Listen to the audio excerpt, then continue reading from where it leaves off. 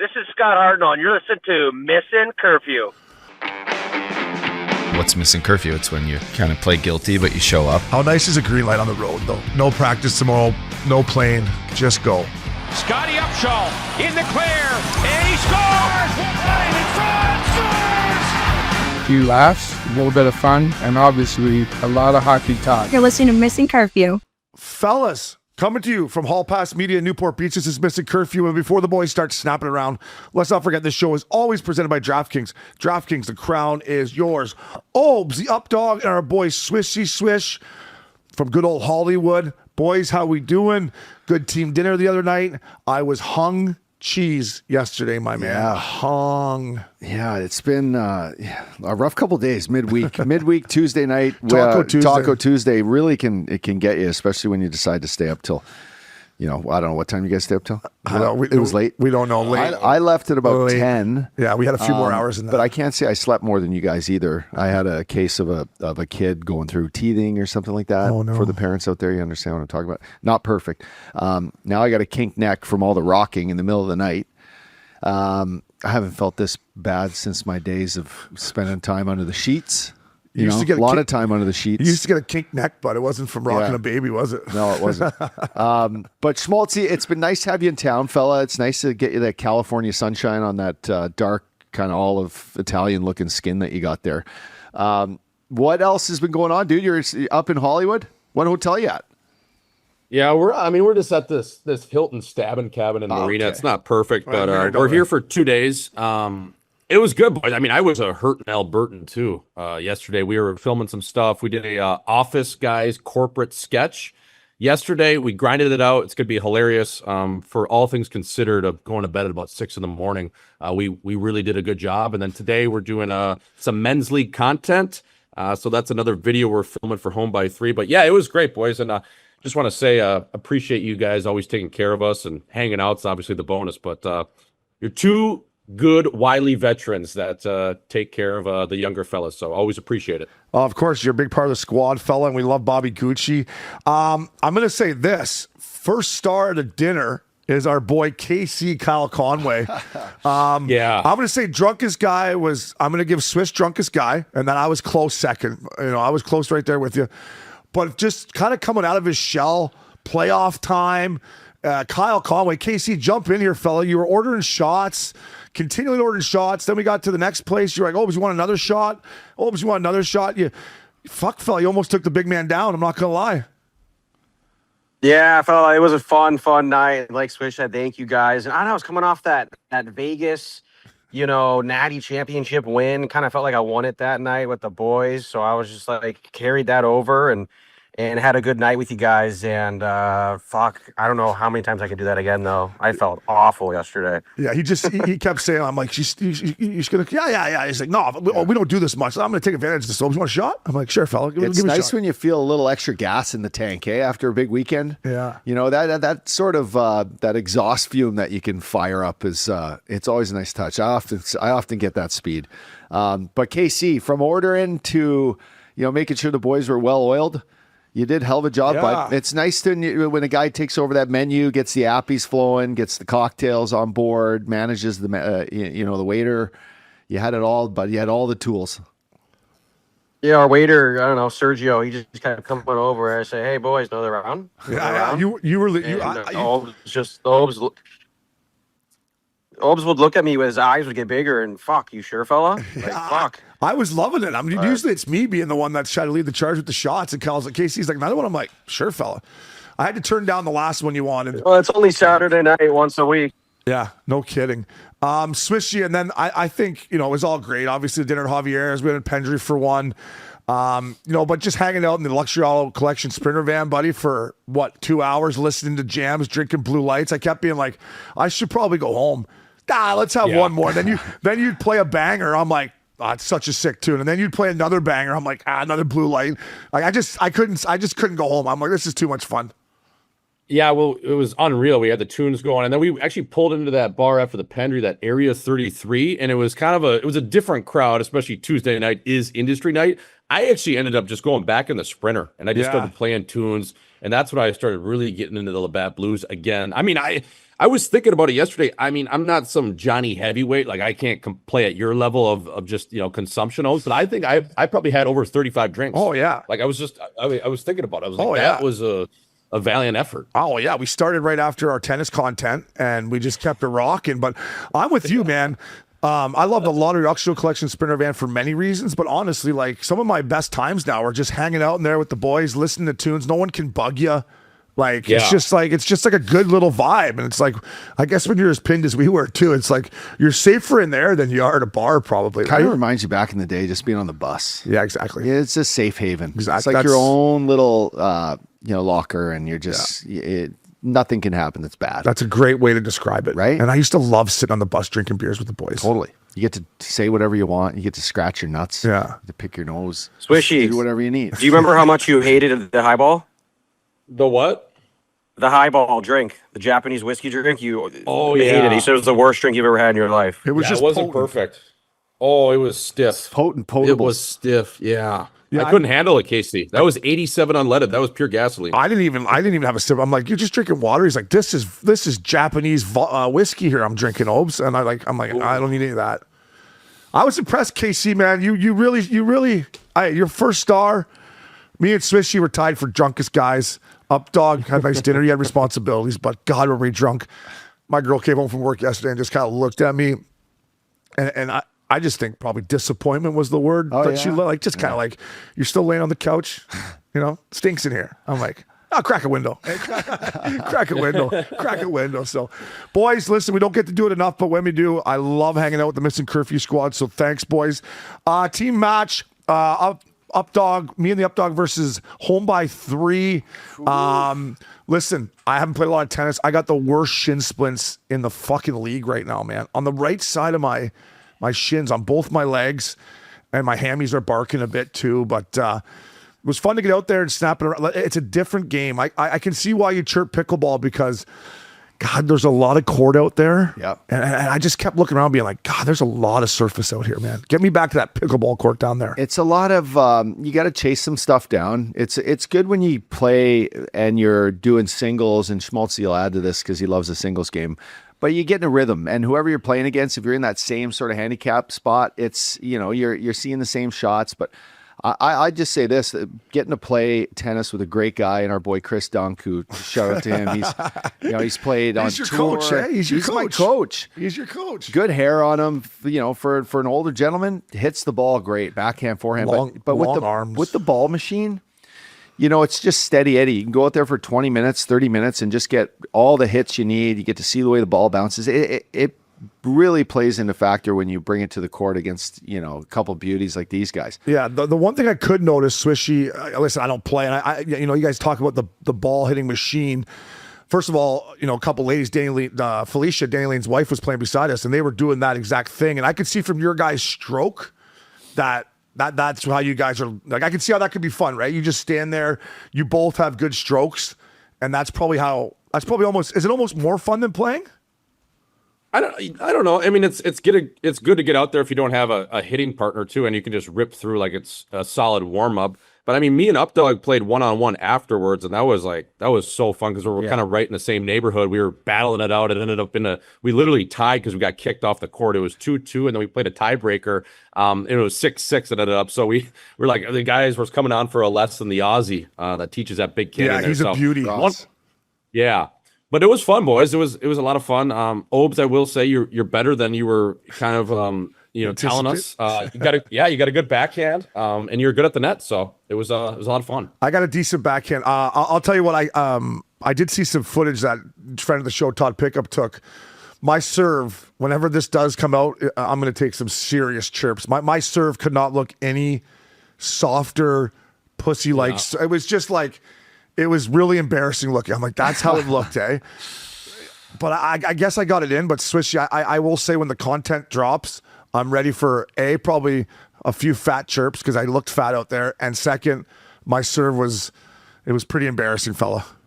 In fact, it was kind of effective though, because it was coming in like low and slow, like a good centerman. You know what I mean? So it was coming in low and slow. So it was actually like a little bit deceiving. It was you had us fooled. But yeah, your game at the net was solid, and the up dog took care of the baseline. You guys got a good team. Yeah, I gotta tip my hat to Ups. Fuck, you're hustling. You look good too. You had the white Wimbledon fucking colored shirt on with the hat. I'm like, fuck, this guy looks like you joined the tennis team here, fella. Yeah, no, I'm feeling it today too, though, boys. It's a real thing. Like the calves, it's movements you don't do. Hard court too. Like it's different on clay.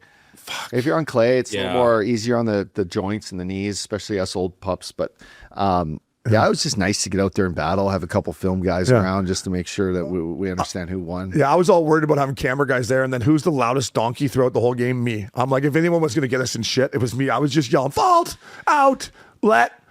I don't know. I was just trying to make some fun with it, but I'm not going to be out on a tennis court anytime soon. I mean, it's just...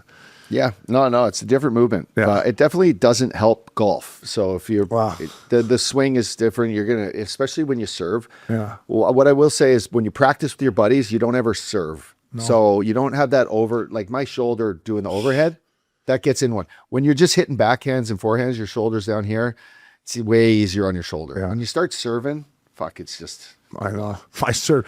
Wait till you see the content, especially the serve is not perfect. But hey, man, listen, it's a lot of fun doing that stuff with you guys. We did the pickleball. We did the tennis. I think we're in the works of doing maybe a golf thing. Maybe me and some darts. Maybe me and Swish versus the Heat Daddy and Uppy at golf, or we'll figure it out. But I really love doing those content pieces with you guys. It's a lot of fun. And your camera guys were National Leaguers, so credit to them too, my man. Yeah, those guys are good. Those guys, like the one guy was a fill-in, but he was really good as well. But those kids like are legit trying to produce movies and short films. So that stuff is like walk in the park for them. But yeah, they're both ex-hockey players. They played club hockey. One guy played at Penn State. The other went to Boulder.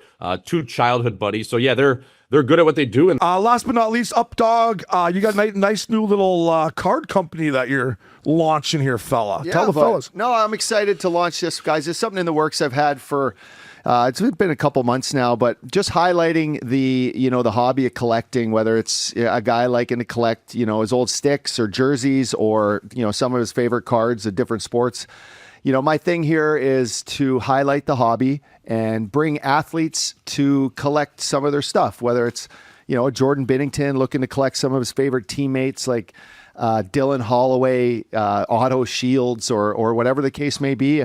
But I've had a chance to sit with some great guys and open up some packs and have fun with it. And when I do that, it brings me back to being a kid. And so I really think, the NBA, MLB, football, the hobbies really took off on those. And I want to bring hockey to that spot. I really think hockey has a lot of leeway to catch up. And I've talked to a lot of guys about sitting with me and opening up packs. They seem excited to do it. So heads up for that. I appreciate it. It's going to be Locker 19. It's going to live here in the Missin Curfew world as well. We're all a team excited to do some things, but I'm excited to actually show what cards I've collected now so far. I got some Gretzky stuff. I've collected Jack Hughes stuff. I've got some of my favorite old teammates, the Luples and Tutus. And, and I got a couple O'Briens, fella. I got a couple Young Gun O'Briens. I have not got my Schmaltzy collection rocking yet, but see, it's all part of, what you like to collect. So I can tell you my card's not going to pay for Beckham's college. I can tell you that. No, it's okay. But part of it's not, doing things to, it's what's personal to you, whether a card looks good to you or it means something.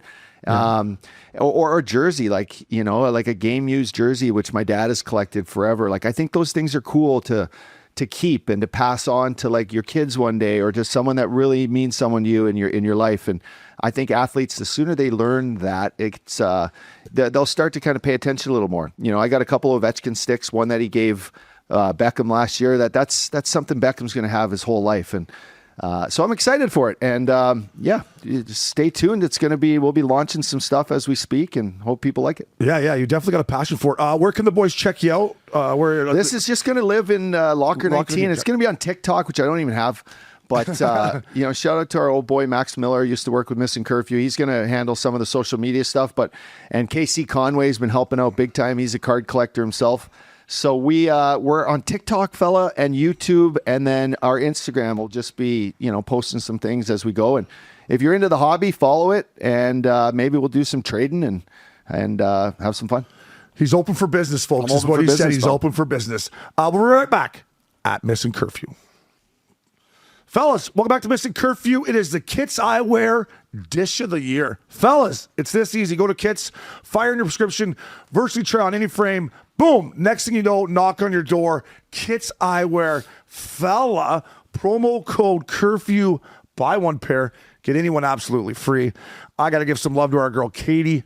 We're going to Stagecoach. Not this weekend, next weekend. I'm like, listen, I sent her a bunch of shades. I said, I need these. I'll get some content. No problem. She's going to lock me, Mac Miller, up with some Kits Eyewear for Stagecoach. So once again, thank you, Katie. They're team guys at Kits. Team guys. And that's why we're giving out the Dish of the Year. The Dish of the Year. And because they're team guys. Timing's everything in life, I guess, Updog, right? And we've been lucky enough to have Roger for the last, 2 years or maybe a little bit more. And man, I need my Kits Eyewear now, dude. Yeah. Like, I'm sitting at home, bro, and, I got to have them on. I'm at Javier's the other night. I don't have them. I fucking can't see. I go, KC, got to order. I can't see. I'm lucky that I haven't got to that point yet, although I do like a good pair of shades. It's just close. It's like I can still see my drive go 30 yards right or duck hook left, but trying to get my bets in or trying to get my, I'm like, I can't see. Yeah, no, it's the readers come at every point in a man's life is a barrel. Yeah. You're going to get a barrel one day. You're going to get some hair that you never had, never thought you could grow there, and you're going to need some readers. So that's why our friends at Kits are here to look out for the boys. Yeah, I appreciate it. So here is our Kits Eyewear Dish of the Year, and it's only fitting that it's Swishy's boy, Celebrini. Roll it here, ice pick. This is his game in a nutshell. Look at him hunt the puck. This is why I love this kid. Look at him. 2 guys, wins both battles. There you go, between the legs. That is our Kits Eyewear Dish of the Year. Shout out to Prince, you found it. But that clip in general, man, that sums up Celebrini's game. Hunts down one guy, hunts down another guy, gets the puck, and then has the skill to go between the legs. Not sure who 84 is. I think he's down playing for the Barracudas now. But, I mean, look at this, Ups. Yeah, no, he's standing in the right spot, though. He's smart enough to know that. When you're out there with good players like that, just get open. No kidding. Get open and be in a scoring position, and booyah. What a shot, too, by the way. He must have had his kits on for the shot, too. But that's a classic play of a kid that, 116 points, I think, something like that, at 19. Man on a mission, Celebrini. What a dish. The best players in the world, boys, they can always get that puck off the yellow into the middle of the ice, and especially in an area to score. Now, the best defensemen in the world, they find the slot, they find those soft areas for their centermen, and the best centermen or wingers always are able to peel that thing off the yellow, the boards, and get it into a grade A spot. That's what Celebrini does. Incredible, especially in this play right there. Beats 2 guys in a battle, finds the slot. Boom, baby. Corn dogs, Jackie. For all these peoples, we don't even have corn dogs. Look at that, though. Look at him hunt that puck. Richardson said it to us a couple weeks ago, like his motor, like he's got an engine. I guess at 19, you probably had a motor like that too, but he doesn't stop moving his feet ever, and he just continues to go and go and go. Mine was more off the ice. Yeah, for sure. Yeah. No, we can only hope he's doing half of what you were doing off the ice. If he's doing that, he's having a hell of a career. He's having a hell of a career. Yeah. So you said Celebrini had 112 points. Pasternak got 100. Natius got 100. Leon had 97. He's been out for a month and a half. But yeah, 112 points for Celebrini, man. Incredible. That's a great year. So moving on, get that guy at ice cold Labatt Blue. Fellas, this segment is brought to you by Labatt. Brewed for the chirps, the rivalries, and the sacred art of trash talk.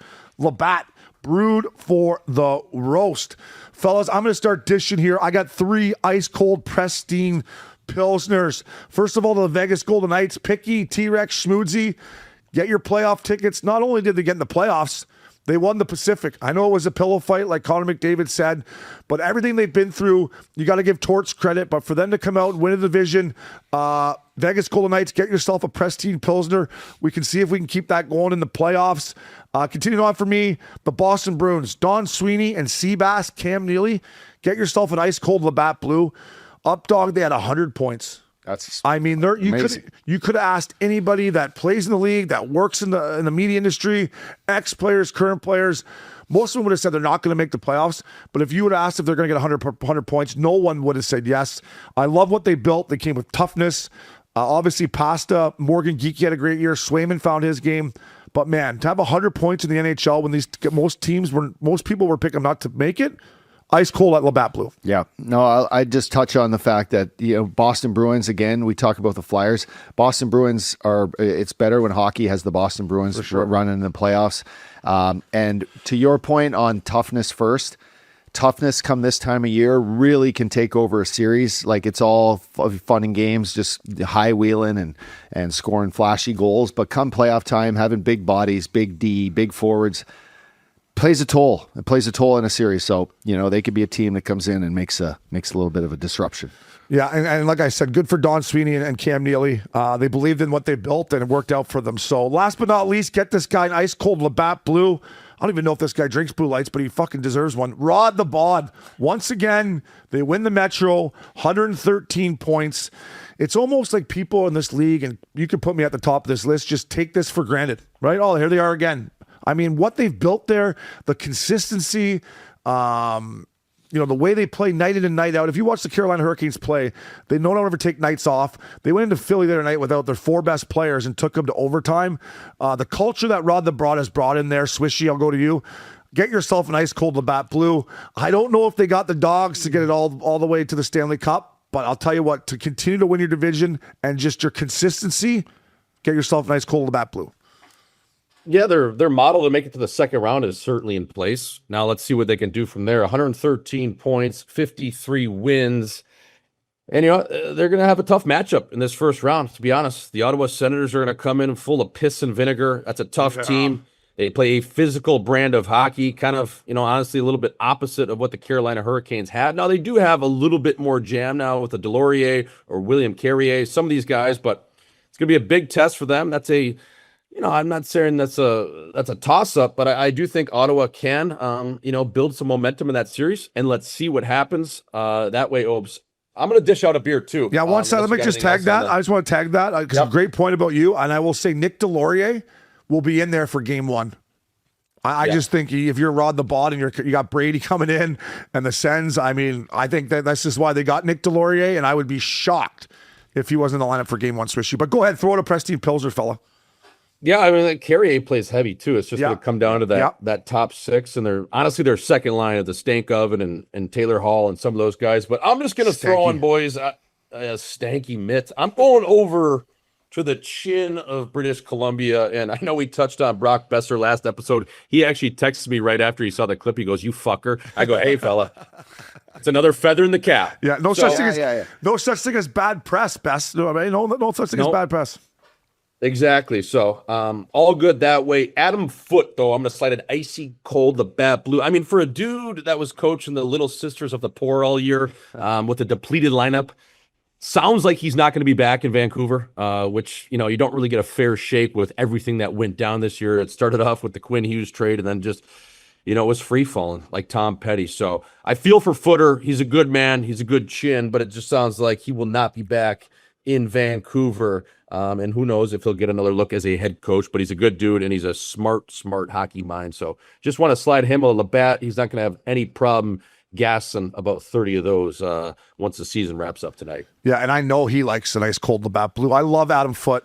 He was great to me when I was in Colorado.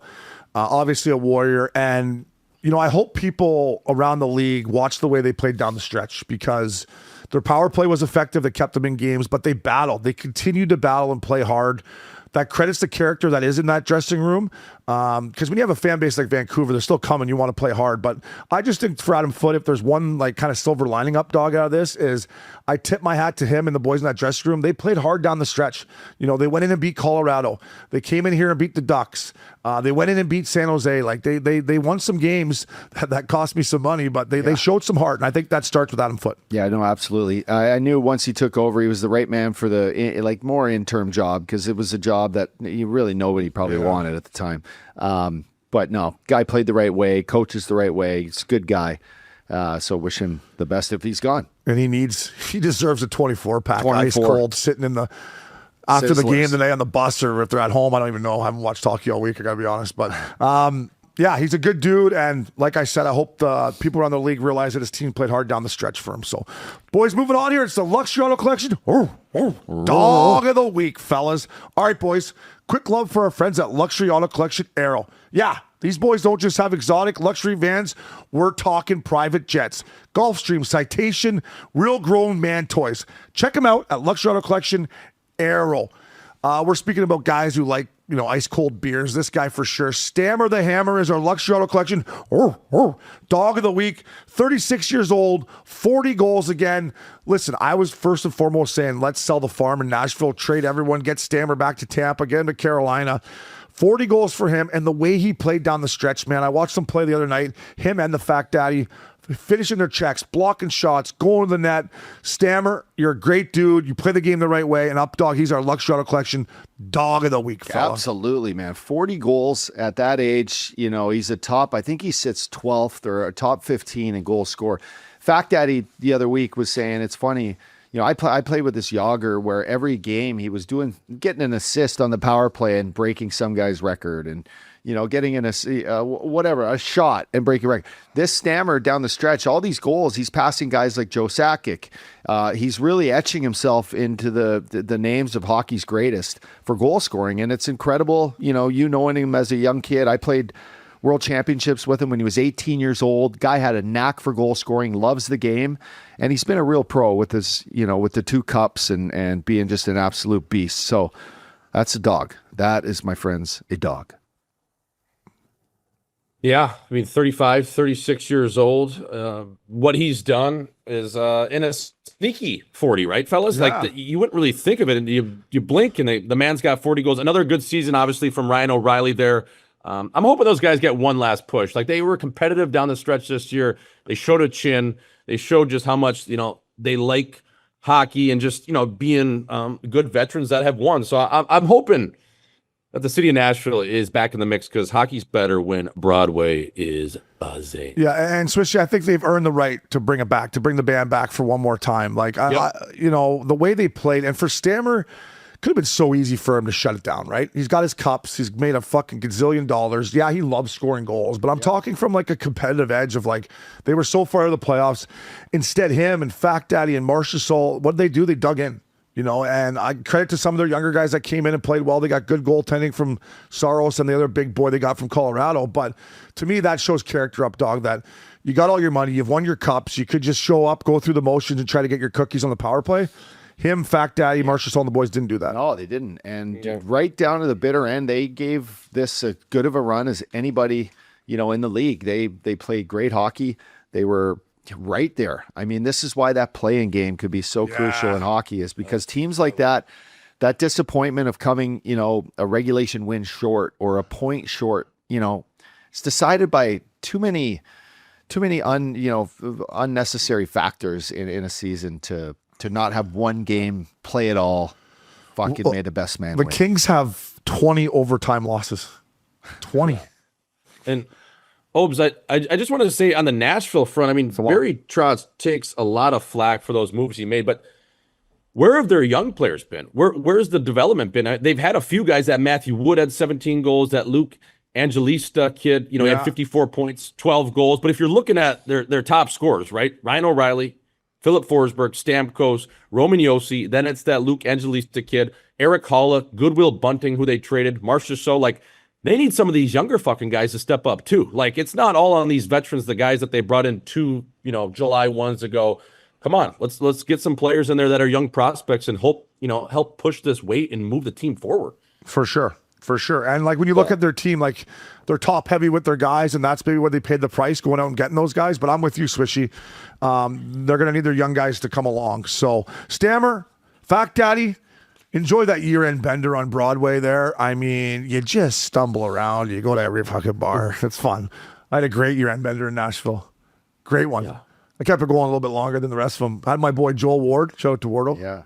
But then we had the boys in Nashville. Morgan. It's a city you don't really need Biz. I think Bizzle was probably there kind of with me on my year-end bender. So it was fun. It's a great town. And you could just always go to the tin roof, right? If it's kind of one of those, you've been on a year-end bender for 4 or 5 days and it's where am I going to go? Go to Tin Roof. Grab a Start on taco, Broadway. Yeah. So they're in for a nice time there, boys. Boys, Stanley Cup preview. As Bruce Buffer says, it's time.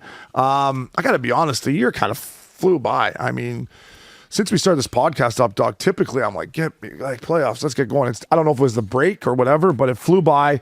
We don't have all our matchups. Well, we do in the East. We're still waiting on 2 tonight out West, but I'll start off, boys. I will say this, since we started doing this, I've kind of had an idea heading into playoffs who was kind of going to win or who I liked. I think it's the most wide open it's ever been. If I look at every team, to me, every team has a lot of positive about them, but they do have some holes in their game, in my opinion. Out East, I look at those 4 matchups and I'm like, I have no idea. Like anybody could win that series. So I guess that's what the NHL wants. When you're trying to bet on it, though, it kind of sucks up, dog. But is there any series out East there that jump out to you that you're looking forward to digging into? I just think, everyone, and we talk about Coop here, and we talk about Cooch and, Hedman and all the big dogs that Tampa has. But just, the things that Marty St. Louis and these young players, Cole Caulfield getting his 50 snipes, the Montreal Canadiens can be a real disruptor, I think, in this playoffs. But just playoff hockey back in Montreal, it's a buzz. They're a team that kind of just flies at you, and, that's a tough building to go in and play in. I don't care if you're the Tampa Bay Lightning or not. So I just look at that and think, like, don't count the Canadiens out. I know odds are heavily in Tampa's favor, but looking at that, boys, it could be a long one to me. Yeah, I look in the East here. I look at the Boston Bruins. Now, I love the people of Chippewa Street. I love the KeyBank Arena, a.k.a. the Bump. But that is one I'm looking at where they have the star power with Boston. They have the physicality, and they have the experience with a lot of their veterans there, Mr. O'Brien. So that's one of those series where I'm like, ooh, Buffalo had a great year. Obviously the top dogs.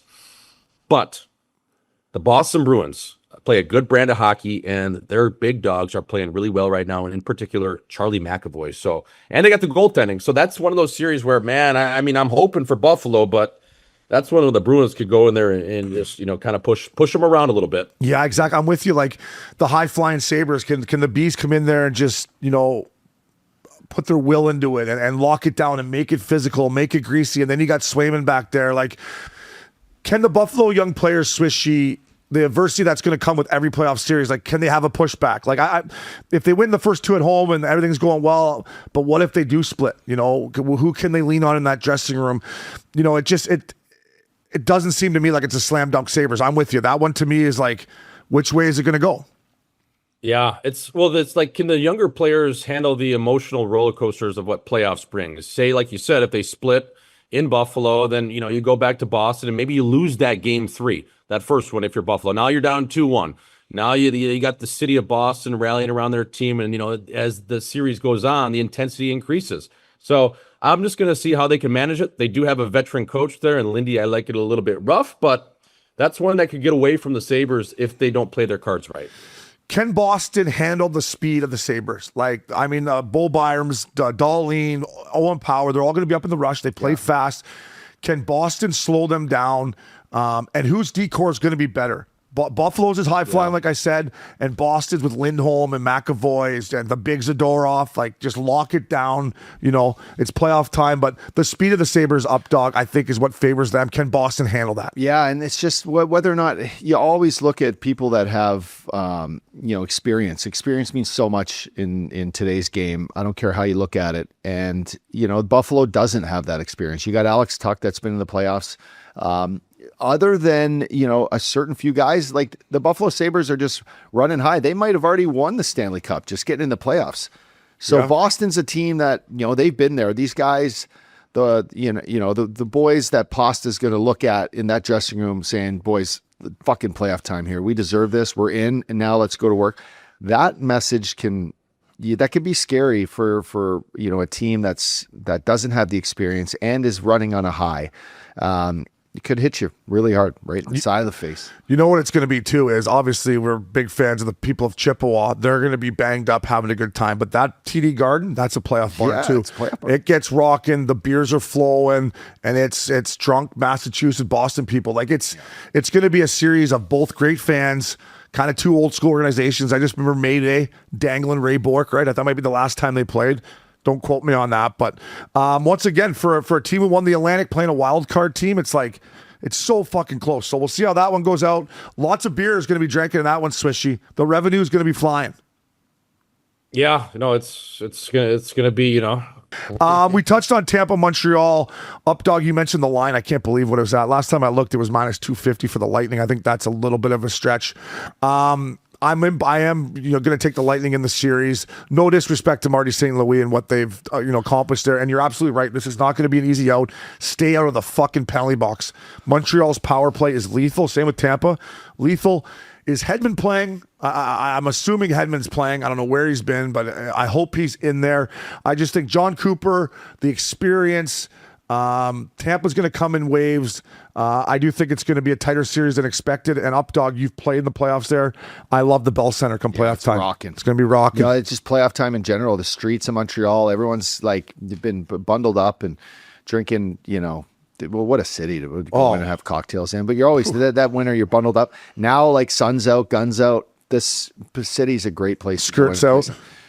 There's a lot of good-looking women there. Skirts out. It's a great place for playoff hockey. Again, like all these teams that we've been missing in the playoffs, now getting a chance to crack it up. It's going to be fun. And I would say I think the goaltending obviously favors the big boy, the big cat in net for Tampa. Marty's done a great job handling that goaltender situation there. The big Czech kid, and then obviously had the Jacob Flower kid come up.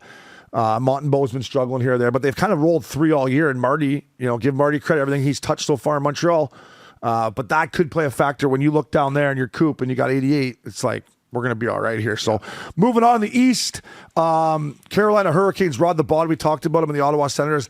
I think this is kind of a bad bounce for Carolina here. Like, I don't think it's the matchup they wanted if we were sitting in their dressing room talking to them. Ottawa has played great down the stretch, been through a lot of adversity, Swishy. I don't know. I'm kind of leaning towards the Sens here. I haven't officially given my pick yet. My heart's with the Sens. I love Greener. I love Brady. I love Bath. I don't think it's a great matchup for the Hurricanes, though, Swishy. Yeah, I mean, I think if they were scoreboard checking and watching the standings coming down the stretch, they much would have rather had a team like Detroit, maybe even the New York Islanders. Yes. One of those teams. You can even throw a few others in the mix there. But yeah, this series, I haven't made my official pick, but what my gut to my chin is telling me, it's telling me Ottawa, and I'm thinking Ottawa maybe in 7 games. I think it's going to be a dogfight. Now, let's see what happens with, can Ottawa play at that same pace Carolina does? Because, they go back for every puck. They rim everything. They're really good on the walls in terms of their wingers, and they get going north and they deposit that puck into the end zone of the other squad, and then they go shag biscuits and go to work. So if Ottawa can stay with them in the speed department and play at the same pace, just in terms of skating without the puck, it favors them in the physicality department. But that's one thing I'm looking at in that series is, can Ottawa really play at that Carolina pace? Because, they don't carry the puck a ton. No. They just dump everything in, they rim it, and they go to work. Yeah, and they trust their structure, Carolina. Like, they trust it. Yeah. They're not gonna get rattled. They've been here for the last 5 years or maybe more. But they trust Rod, they trust their goaltending, they trust their players. I just think Brady Tkachuk, you got to be just a beast, bro. I know he's fired up. I was texting with him. Congrats to Maddie, just had a baby girl, Molly. So Chucky, congratulations on your first kid. But I just think Brady's got to be a beast. Timmy Stutzel, this kid is fucking legit up, dog. He plays hard, man. Like, he has a little bit of you in where he's just fucking going full throttle, and his skill is through the roof. I think those two guys can take this series over. Stutzel with his speed and skill and his determination. Brady with his just pure strength and skill going to the net. And then Allmark. It's been an up and down year for him. There's been lots of shit being said. He can quiet everyone here with the playoff run. So those are kind of the guys I looked up, dog. That could be a difference in the series. For sure, bud. Yeah. And then my favorite one in the East, the Battle of Pennsylvania is back. We already tipped our hat to Sid and the boys getting back in there. Kyle Dubnas. Up, dog. This is what's up. You've played one of these. It's not going to be what it was from your era, but God, I can't wait to see the Battle of Pennsylvania. This is my favorite matchup in the East. Yeah, no, it's two great sports towns with a lot of animosity built up over years and years and years of of hatred and Pittsburgh being on top in the last 20 years. So no, it's a big series. Philly obviously as hot as anyone going in. Pittsburgh resting some of their big boys down the stretch. They well deserved, as you said, Kyle Dubas put together a great team. It goes from only 365 days ago, them talking about, Sid maybe moving on and stuff like that. Well, that question is thrown out the window. This is a team that's been great all year, consistent, and with Sid back healthy, Malkin back healthy, Carlson playing like he's 25 again. Yeah, heads up. It could be good. I want to see both teams really step outside their shell. Some good scraps early be nice. Good scrap, maybe goalie tilt. Just get back to where hockey that's old school Flyers pens. I don't know if I hope we get that 2 ups. That'd be unbelievable. Swishy, I will say this. It just feels like yesterday we were in, Pitt for our Labatt Blue Fella tour, and we watched them play against the Winnipeg Jets, and when the building was quiet, there was half empty, they were playing with no passion. It's like, come, Sid doesn't deserve this. Blow this up. And here we are a year later, new coach, right? You bring in a young guy with a different voice, which I always thought was a good idea for them. Like, no disrespect to Sully. You won your 2 cups or whatever. New young guy in there and rejuvenated these boys. So we'll see what the Pens can do. It's just great to have Sid back in the playoffs. Yeah, and they needed a new voice there in Pittsburgh. I don't think that was a secret. Everything just runs its course, man. Everything in life is temporary. Even us, even our own chins here on this world. But the thing is Philly, the mojo, like this, they have going. They got the momentum. Momentum is a real thing. They're rolling downhill right now.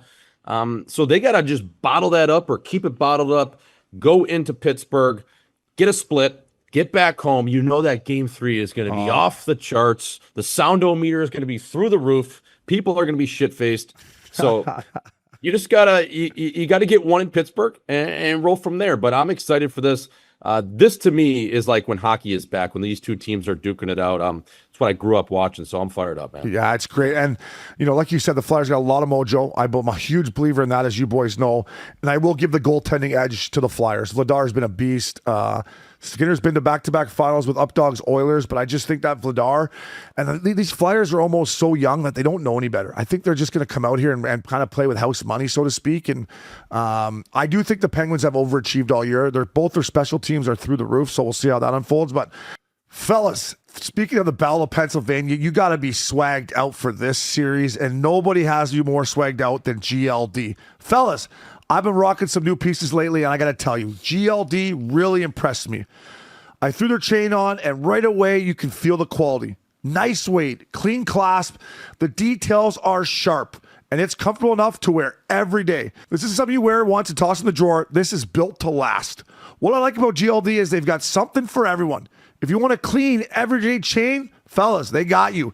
If you want pendants, rings, earrings, watches, or something that really stands out, they got that too.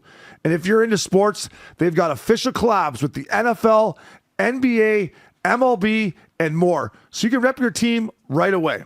The best part, their pieces are waterproof, sweatproof, durable, and backed by a lifetime guarantee. That means you can actually wear your jewelry without stressing about it. And clearly, I'm not the only one who thinks so. Millions of customers and thousands of 5-star reviews speak for themselves. So fellas, if you've been thinking about upgrading your look, now's the time. Work hard and change the game. For limited time, new customers get 40% off when you use code CURFEW at GLD.com. That's 40% off with curfew at GLD.com. And after your order, the last where you heard about them, make sure you let them know the fellas sent you. Out west, boys, we only got 2 matchups that are done right now. We'll start at the top. Swishy, we'll start with you. Vegas Golden Knights against the Utah Mammoth, a.k.a. the Hockey Club. Fella, what are your thoughts? It's good to see the Mammoth, Kells, Nicky, and the boys in the dance. Ryan Smith, congrats. Good for them. Yeah, I mean, these guys, they date way back to the Arizona Coyote days. They date back to getting locked up long-term by former GM or then GM John Chaika and the real Rocket Talkett instilling on how to play a certain way. And then, obviously the move and getting out of the iconic mullet. Like, this is a long time in the making for these kids that have never played playoff hockey other than, a few games in the bubble, which is what it was. So this is real playoff hockey. This will be a big test for their core players. They're going to need good goaltending. That's my one iffy back there with Veggie. I think he's had a solid season, but he's going to have to elevate his game. The defense is there, and we'll see. I mean, Utah, they're going in. They got to go into Vegas Sunday and Tuesday. But I like this team, and I like the matchup. And I was texting a little bit with Nicky last night after he found out they were playing Vegas. He's fired up, man. The team's ready to go. And I'm looking for Utah, despite what people might say. I think they can clip Vegas. I really do. They can definitely beat them. I'm torn on this series. Fuck, obviously Vegas because of our boys out here, Riley and fucking Pickup and Schmoozy, and then obviously our ties to Utah by boy Weegsy, baby, Kells, and I love Ryan Smith and everything. I think the experience of the Vegas Golden... Listen, I think the Utah Mammoth are going to put a scare into Vegas here. Like, I don't think it's going to be an easy series. I do think as the series goes on, Vegas's defense on the depth on D, their depth down the middle, their size and skill.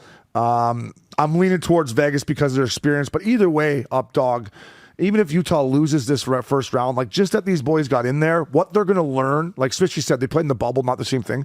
What they're going to learn in this series, even if they lose, is going to help them so much down the road. Yeah, no, absolutely. It's been a long time coming from Coyote days to this now. Just the excitement in and around what playoff hockey is to a new community, right? Like the new community of Utah, all the new fans, all the people that have spent hard-earned money to come and watch this new team play hockey, they get playoff hockey. They get it in the second year in a building that's begging for some energy and some love.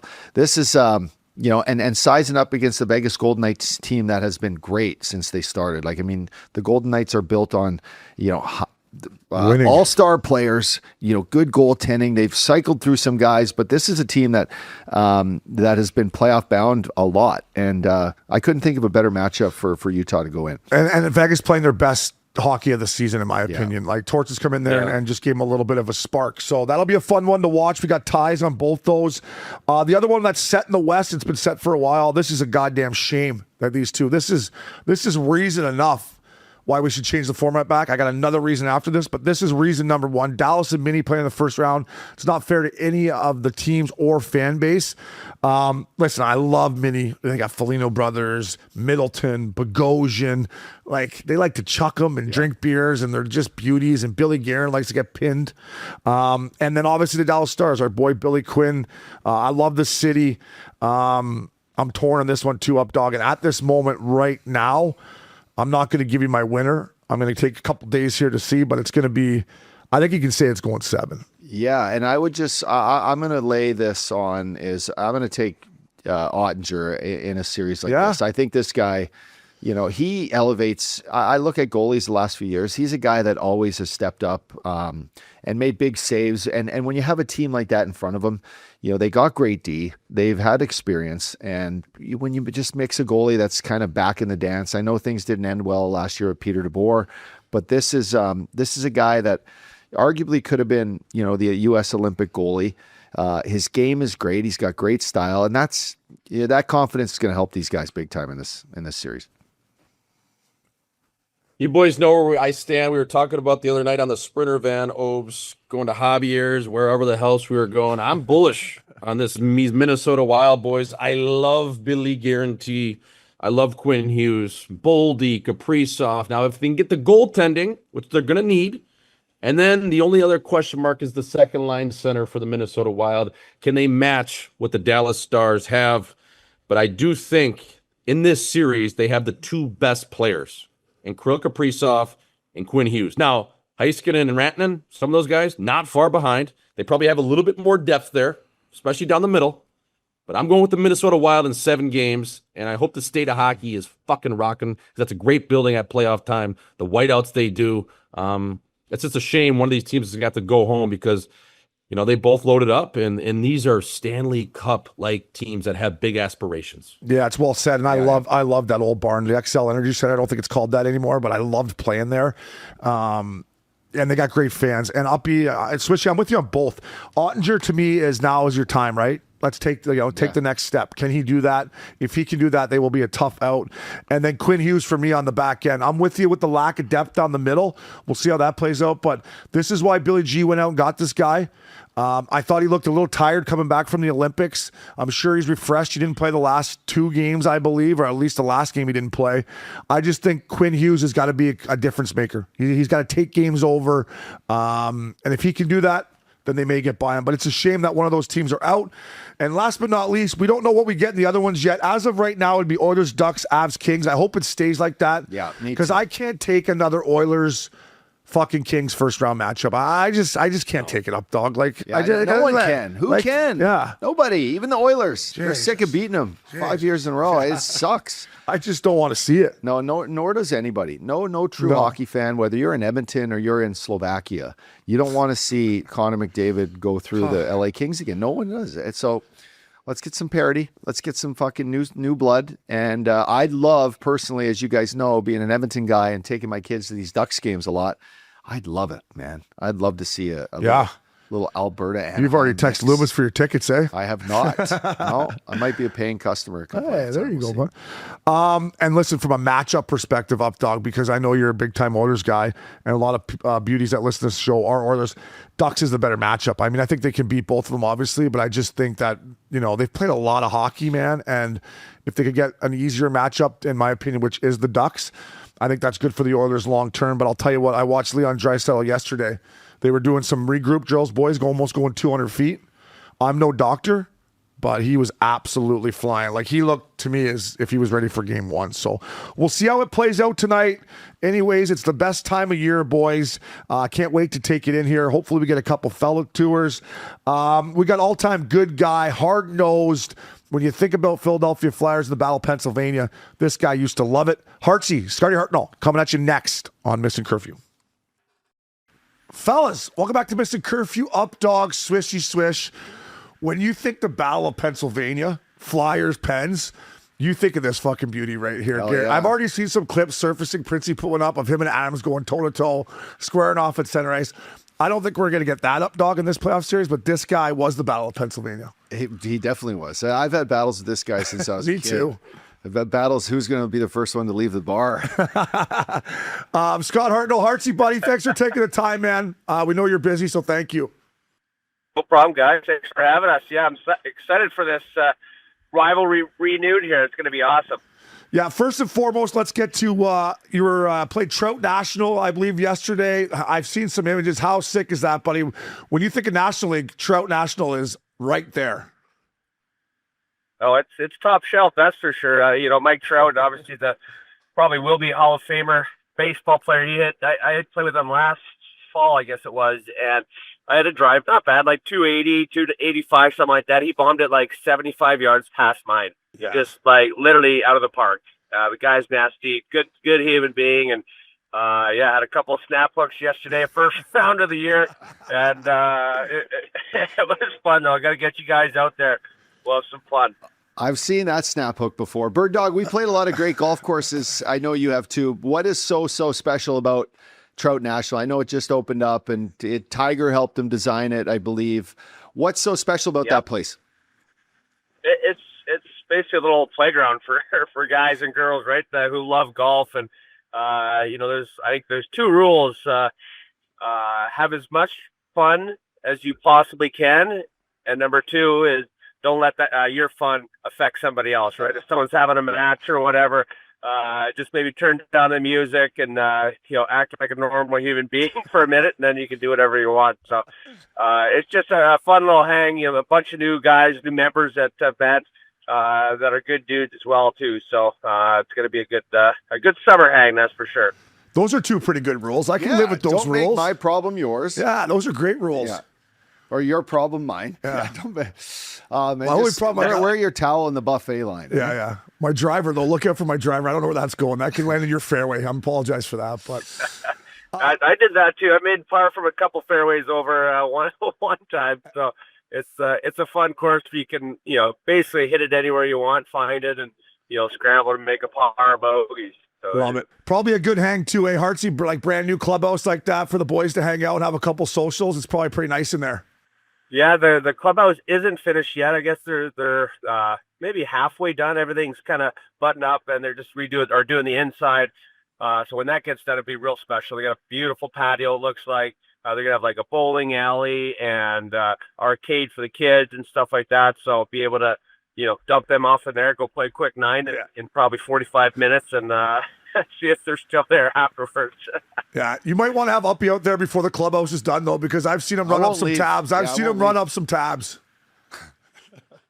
That's all right. I'll take care of my boy, the up dog. Yeah, we go way back. I mean, Burn Dog, you Lloydminster, pride and joy of Lloydminster, Saskatchewan. I'm Fort Mac, just a trip down Highway 2 and shot straight east. But have you made it back there much, Bird Dog? I know, like I went to Fort Mac last summer, saw my little bro Brento. Have you made it back to Northern Alberta lately, buddy? My parents are in Leduc now. I guess last summer I was there. We did that charity golf tournament.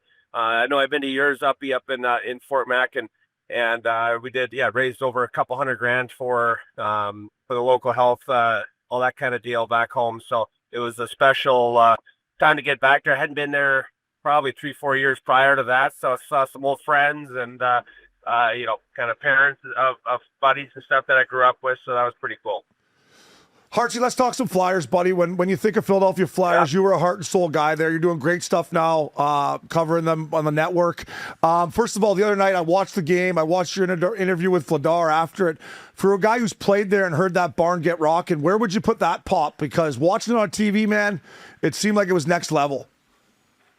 It was wild. I'm telling you, when we went on a run in 2010, even 2012 against Pittsburgh when we beat them, that was loud, but it hasn't been that loud in probably 8 years. It's been absolutely crazy. I couldn't hear the producer in my ear to say go go go like to start that interview, right? And it was like shaking your inside of your body. So it was pretty cool that hockey's back finally. Playoff hockey's back here in Philly, and that it's amazing. A crowd like that, if they're like that in games 3 and 4, and if they need game 6, it's almost like having that extra juice to get you over the edge, right? And the buzz in the city, the suburbs, everywhere, people are excited that, especially that it's Pittsburgh too, right? Try and knock Crosby out, and how good he's been in his career, how many points he's put up against the Flyers to hopefully shut him down. You're not going to keep him off the score sheet every night, but it'd be pretty cool to beat them down. That's for sure. Hartsey, it's Swish here. It's the Battle of the Keystone State. We're back in it here. I just wanted to ask you, though, about this young player, the old Porterhouse, Porter Martone, the pride of Peterborough, Ontario. 9 games, 10 points. Is this a kid that, you've watched him over the last month or so, or maybe not even? Is this a kid that can continue this into the playoffs? Like, does he even really realize, how big the moment is? I feel like he's just in flow state right now. It's funny. I interviewed him after the game 82 on Tuesday. And I just said to them, like, do you know how big this ball is against Pittsburgh? He goes, oh, I know. He goes, I've been watching. I know the history of the Philadelphia Flyers, and it's such a cool answer. And he knows where goals are scored, right in front of the net. He's a big guy. He's got great hands, and some kids don't figure out, or it takes them a while to figure out how to score goals, and just really impressed just how kind of a grown-up person he is at 19 years old. So I'm excited for this guy, and he's got to keep it going for the Flyers to have a chance. We all know we're getting up there, right? I used to party with his dad in Peterborough. His dad played for the Peterborough Petes. His old man used to come to our after shakers every now and then. Did he handle partying with you back then? He'd always stay out too late. I remember he was like, fuck, I got to go, boys. The old lady's going to be pissed at me. I'm like, what time did you say you'd be home? He's like, I told her 11. It's like 2 o'clock. I got a kid in diapers. Yeah, I'm like, you better get going, fella. You better get going. We'll see you next week. But his old man was a beauty, but I love that kid's game. And Hartsey, not just for the city of Philadelphia, buddy. I've always said this, like, the NHL is better when the Flyers are better. So, like, to have them back in the playoffs, like, not only it's great for the city, but it's great for the sport, isn't it, fella? Yeah, it's awesome, right? And Rick Tocchet, too, being an old bully back in the 80s and 90s, and just he gets it, too, right? I think that knowledge, firsthand knowledge of being a player in Philly, kind of resonates throughout that locker room, right? And Danny B, he's has done a great job with this, rebuild, and I think it's kind of been a little bit obviously move forward now that Martone's here.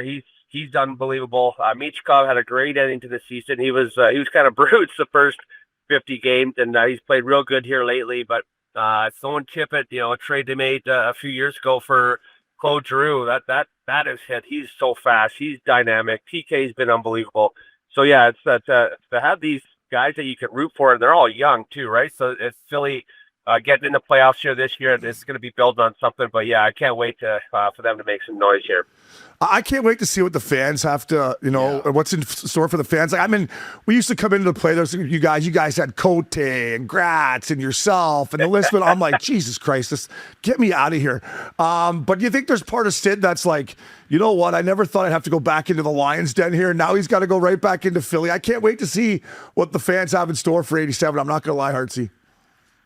Yeah, they had the second seed wrapped up for a while, right? They sent all their guys against Washington, and then they were kind of crawling back in basically when the Flyers would stumble here the last couple games. So I think they probably won't set of the Flyers because like the Flyers, they have been the hottest team, since the Olympic break. How they've been playing, they're a great road team, right? So I don't think the Pittsburgh fans and that stadium is going to kind of shock them a little bit. I think they're so young and naive that they're just going to go in and do what they've been doing, and that's winning. So I think that youngness of the Flyers is going to probably help them at this point. Bird Dog, just a little bit about the town, dude. The city of Philadelphia loves winners. It loves guys that compete. Loves cheesesteaks. Loves cheesesteaks. Like Talks, you just mentioned him. He was a heart and soul guy when he played. So was yourself. A little bit about like how excited this city is and the buzz around the city. We're mid-April now. It's the time of the year where, playoff hockey creates excitement. There's no city. I'm looking at all these teams that, you look at Buffalo, hasn't been in a billion years. The Flyers, you could put them up there. That there's been a lot of disappointing years, leading into this. Like, what's the city like? I remember me and you back in the day, dude. We all lived in Old City. The buzz around town after a playoff game was just electric. Like, is that back? Is that excitement back amongst, going into Center City right now? Is it Flyers time again?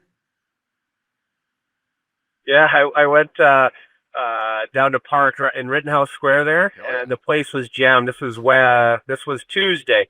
The day of game 82, right? And the whole patio was packed. The whole restaurant was packed. And I was with Josh Anderson from the Canadiens. They're playing, and he was healthy scratch just to rest the old guy up for the playoffs themselves. And so we went there. I was like, hey, here was one of the Flyers. Do you think I could get a table outside? They're like, yes, absolutely. Move a couple people around and get right in there, right? And they didn't know who he was, obviously. It was pretty funny. But, yeah, everyone had their Flyers shirts on. Everyone was like, hey, Scotty, good luck, blah, blah, blah. So it was pretty cool. And like you said, Oppie, too, like it's going to be an orange out game 3. The whole, last couple days, a million texts from friends and people that follow the Flyers saying, good luck, go get them, blah, blah, blah. So there's especially a buzz when the Phillies come in there in the fall, Red October, all that kind of stuff. There's a buzz about them. This is going to be hopefully a Trump's it here and they win a couple rounds. Hartsey, I wanted to ask you, I'm going to be actually in Philadelphia, in the chin of Philadelphia next week. I'm doing a comedy show there. I think it's going to line up where I'm going to be able to see a game next Wednesday, game 3. But wanted to ask you, you spent a ton of time there. Where do I go? Like, what's your go-to spot to stuff your barrel with a cheesesteak? Like, what's your number one overall seat? Well, there's a new place down by the arenas there. It's called Skinny Joey's. Okay. Joey Merlino. Legend. I guess. Yeah, some ties. Let's say ties around town. We're just gonna wash some cash here with some cheesesteaks. And it's really good, actually. It's kind of my new favorite. But yeah, if you go down to Gino's and Pat, there's Campos in Old City. That's ridiculous. They do it great. So I don't think you can really have a bad one. But I'll say Skinny Joey's right now is probably my top. Fuck Campos. I had a commercial there back in the day, Hartsey. It was right beside our old shack. I came in, double bang on the window. Come get a cheesesteak, fellas. Watch some playoff hockey. Vengeance, baby. Vengeance. That's unbelievable. Hartsey, I just want to ask you about the job that Jonesy and DB have done, man. Obviously, they trust the process. You know, at the deadline, it didn't look like the Flyers were going to be a playoff team. They didn't really push the panic button. They just kind of went with what they believed in and believed in the young guys. How much credit do you got to give to those two guys about what they've built and just, I guess, what they put in these players and the trust they've had in them? Yeah, it's probably the trade that didn't happen. Everyone was I don't know, wanting is the right word, but was thinking that they were going to trade Ristolainen, right, and get a first and a prospect. And Danny B set the bar, like the price for him high, right? And he's like, well, the price is still going to be the same next year, but we're going to be looking for a big right-handed defense that plays hard, that can skate, move the puck. So why not keep him for this push if there was going to be a push, and then you're going to have them all next year as well, too, right? And that's the one guy I'm happiest for. 820 games without being on the playoffs, and he's going to be lacing them up Saturday night. So that's a pretty cool story for him, and he's such a good guy too. But yeah, to go back to Danny B and Jonesy, they're tight. Obviously, they're talking every day. They're on the road, but Danny B is, we call him Sneaky B back in the day, because he's a dirty little player, get under guys' sticks, like the slashes or whatever. And I think he's bringing that to being a GM, right? Trying to fool tomfoolery of guys and be a beauty that way. So he's done a heck of a job, and yeah, for being a young GM and a few years in the league, starting with the rebuild. It's definitely going the right way, so I'm happy for him and Jonesy. Yeah, he did play like that. He had tough guys around him, which he knew, but he always played with, like, he'd give you a little stick or a cross check. You're like, fuck off.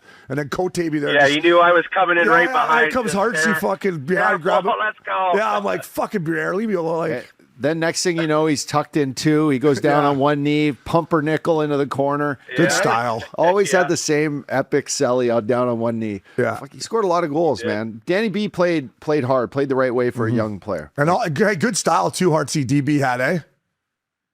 Oh yeah, he was awesome. He could score goals. He had a weird curve on his stick too.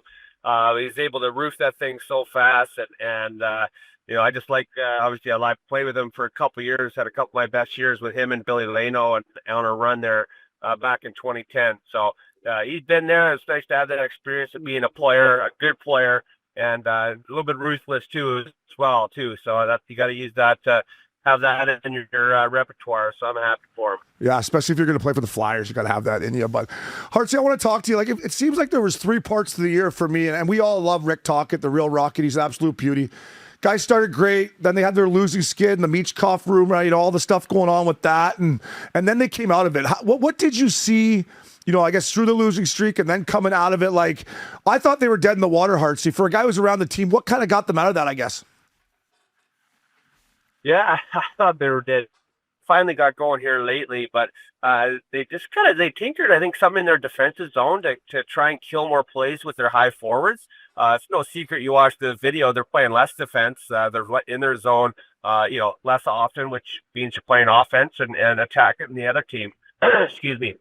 And it's been like totally kind of swish when now they're scoring more goals. The help of Tyson Forster coming back the same game that Porter Martone was there too. So he had those two guys that have kind of really, really helped the score sheet as well. And they're fresh too, right? Martone playing, just 2 games every weekend and building up his body to be a man instead of a kid, right? And Tyson Forster worked his ass off to get back. And he's got an epic shot. He sealed the deal in game 81 there on the penalty shot or shootout, I guess. So just some fun guys that you can like too. Like, they're really, really good kids when you get to know them, and the group loves each other. They say that almost in every interview when they clinch.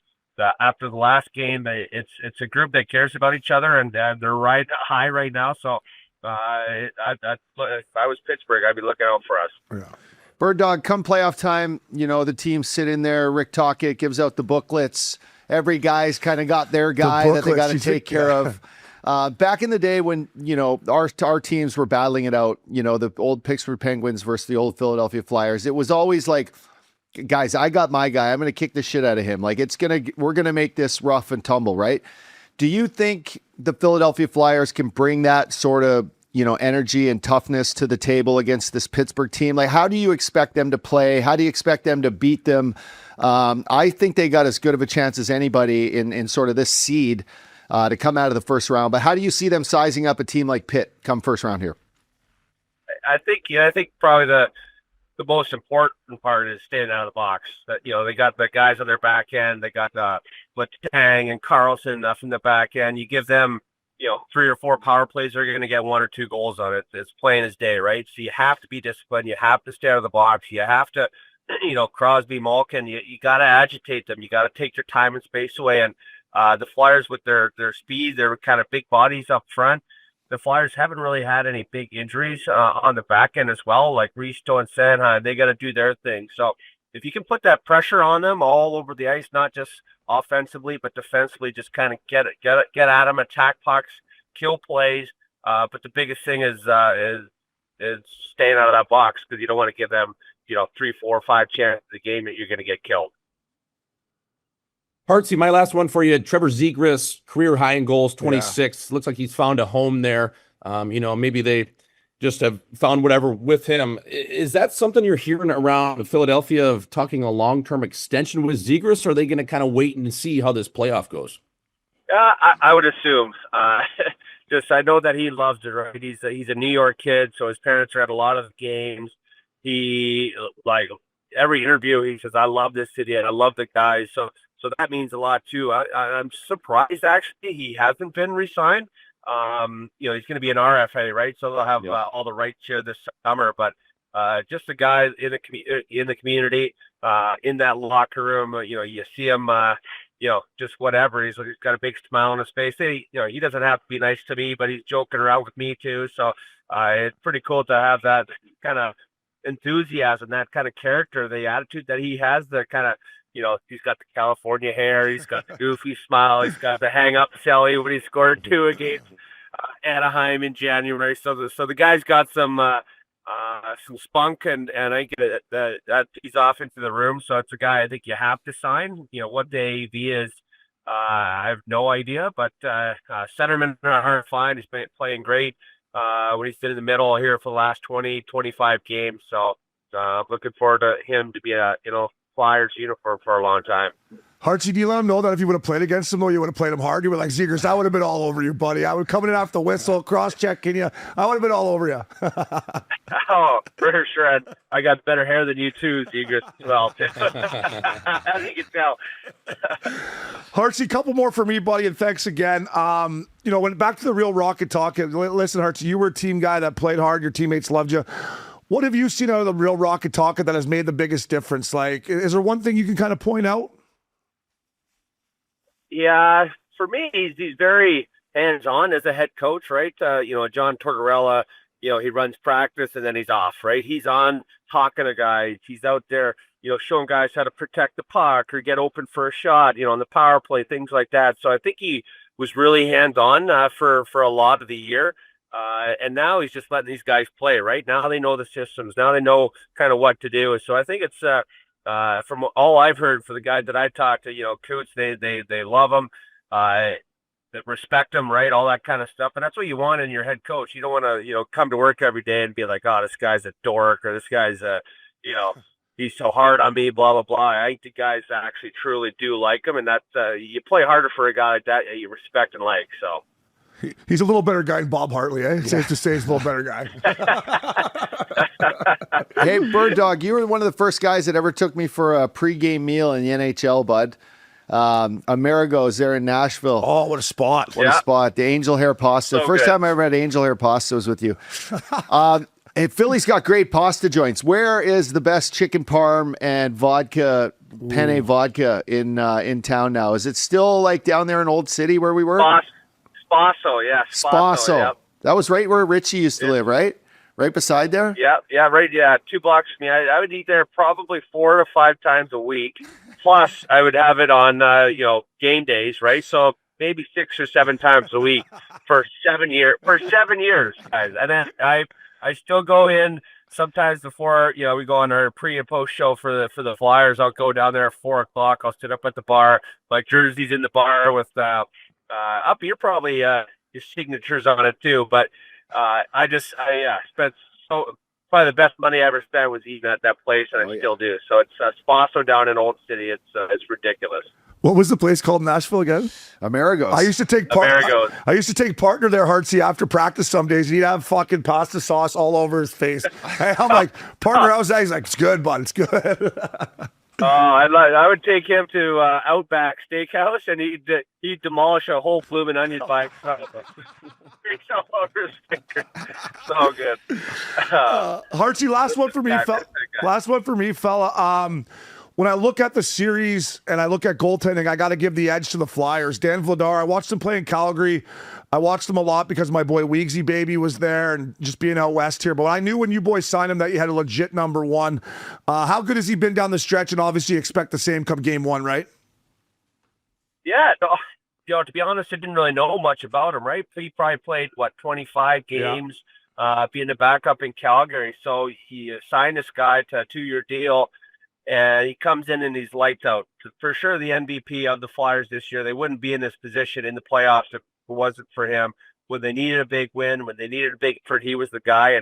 And I wouldn't say all goalies are goofy, but he is like, he can honestly wear a letter on his jersey. He's like, come on, boys. He's very positive, and he's talking. Where usually goalies got a towel over their head in between period stuff, and he's up there and he's like, oh, being funny too, like great play there, or you got lit up, blah, blah, blah, right? So he's one of those guys that you don't think that should be like that, but I think the guys love him even more for doing that. And he's been playing his best hockey here too the last few weeks. So I think that's the right call on that. Will be having the Flyers on the edge in goaltending. And Stuart Skinner, he could give up 5, but the Oilers would win, or score 7, right? He'd win 7-5. So the Pens have scored a lot of goals this year too. So time will tell. And that's why it's called the playoffs. It's going to be awesome. Yeah, so he's a better team guy than Brizgalov is what you're telling me. He's a better team. Briz used to eat hot dogs. He's still looking for his, I don't know what he's looking for in the woods in Russia. That guy was a different bird, that's for sure. He used to take the biggest chews out of my tin. Like, he'd just come over and take half the fucking tin. I'm like, Briz, man, come on. It's okay, Obi. It's okay. I'm like, no, it's not okay. Tonight, the season is over. Yeah, he said that to us. He's our goalie in Cincinnati. Game 7 going into Milwaukee against the Updog. Before the game, I'm like, come on, Briz, let's fucking go, buddy. He goes, Obi, season ends tonight. I'm like, I go and tell our captain, I'm like, Briz just said this to us. You guys beat us like 6-1 or something. I was like, fuck. Oh my God, that's legendary. Yeah. Hartsey, man, thanks for taking the time, buddy. You're good for the game, good for the Flyers. Enjoy the playoffs, buddy, and hopefully we do get to tee it up with you sometime. Yeah, let me know when you guys are in town. Absolutely. Love you guys. Fellas, welcome back to Missin Curfew, Updog, Swissy Swiss. Thanks to our boy Hartsey. The Bird Dog. When I think of Philadelphia Flyers, I think of Scott Hartnell. He used to fucking just get in there and every scrum, I'm fuck off Hartsey, and then Nicole Gratz or somebody, Cote. Like, fuck, man. He was always a throw first, ask questions later type of guy. Too. Yeah. Played hard, in your face, Hartnell down. I not too long ago, this guy's whole model was falling all over the ice. Oh, he loved getting all over the ice. He could score. Had his best, as he mentioned, he had his best years in Philly. Fan favorite, a guy that had a lot of success in the playoffs, brought his game, elevated his game every time games were on the line. Guy that you'd go to war with without question. So nice to see that smile on his face. Yeah, and all his teammates loved him. And guy you wanted your team, Swishy? Yeah, a guy I grew up watching, certainly when he was playing in Philadelphia. Just the hair. I mean, I don't know what he was putting in it. It was LA looks. Vaseline. I don't know if it was some Diddy oil or Vaseline, whatever he had in it. I wanted to ask him though, like, is the mascot Gritty based off of a real life Scott Hartnell? Like, it kind of, you know what I mean? Yeah. Like, he does have a little Hartsey in him for sure, with the long red hair and the googly eyes. Hartsey used to get the eyes going out there. Yeah, Gritty too, tough player. Like, I don't know. There's something to be said there. Yeah, he's a good. I mean, listen, I used to hate playing against him. Like, I'd want to kill him because he played on edge. You didn't know what he's going to do. He might spear you, and then he might punch you in the lips. I knew you loved him. I knew Stoley Babe loved him, and I'm like, he's a good fucking Western guy. He's got to be a good guy. And then first time I hung out with Hartsey was during the lockout. We went to Playboy Mansion for the Halloween party. Where I go to Stoley, Stoley gets 8 guys in the mansion. I go, Stoley, you know the only other guy in the world that can get 8 guys in here? He's like, who's that? I'm like, Hugh Hefner. I'm like, how the fuck you got 8 guys in the mansion? I'll never know. And Hartsey was buzzing around there having a time. That was the first time I ever got to hang out with him. I'm like, I get it. This guy's a team guy. That's a good time. Yeah, That's he's a team guy. To do that. So So thank you to Hartsey boys. Listen, boys, I got a special guest here. Seeing how the Flyers are in the playoffs. I did say I would never let this guy in the podcast ever again, but unfortunately, he did call it at the start of the season. Ice Pick, bring him in here. Like I was saying, up dog, when you think of Flyers, Eagles, Mutant fans, this guy checks the box right here. Our boy Larry Flowers, fella, good to see you. I got to have you on because your team's back in the dance. It is great to be back. I feel like Pete Rose of the Missin Curfew podcast. Yeah, I've been suspension forever. Blackballed. Yeah, I did suspend you for, what was it? It's been like 3 years I suspended you, right? What a suspension. Literally like Pete Rose, only Flowers. He kept saying, when am I going to come on the play? I'm like, I'll have you back on if the Flyers ever make the playoffs. Yes. I didn't think they're going to get in. Since then, you've had new teeth, a new place in Aspen, to 5 new girlfriends. I mean, it's been I gotta find something to do with it. You guys don't let me on anymore. I gotta find something else to do. That sounds like a great life he's got going on there, especially the 5 different girlfriends aspect. Yeah, what do you need to be on a podcast for when you live the life of Larry Flowers? I'm trying, boys. I did Good say to be back on with you guys. Thanks for having me. I did say it's, we talk about the Bill Masterton Trophy for comeback player of the year in the NHL. I will say the Larry Flowers turnaround was I gotta tip my hat to you, fella. You went from, laying on my couch to fucking living in Aspen. So you put the work in, but I gotta tip my hat to you. It was quite the road. You guys were a big part of it. You know that. Yeah. I appreciate it. Hey, listen, nobody loves Philadelphia Flyers hockey more than you. You told me right from the start of the year, Obi, I like this team. They got off to a good start. You said they're going to make the playoffs. Even when they're in a losing skid, you still stuck with them. So what was it from day one that you thought this team could end up where they are? I mean, look, they have young players. I think they were coming together. I think Talk was a huge plus for this team. It's exactly the type of coach that they needed, transitioning from Torts. I'm a big Torts guy, but I just like the direction the team was going in. Obviously, I didn't think that Forster was going to go down when he did. I thought he was going to be a big part of the season. Getting him back obviously was huge for them during their hot streak. We could talk about him at Porter Martone coming in, last 10 games of the season. But I just thought that they had a little bit of swag to them. Getting Dvorak in there was exactly what they needed. A good centerman that plays two-way hockey, which is exactly what they needed. Coots is a hell of a player. He's a great captain. He's a little bit slower now, so getting Dvorak in there was big for the team. But they just seem to have a little bit of mojo this year, and I thought they were ready to take the next step. They were close last year.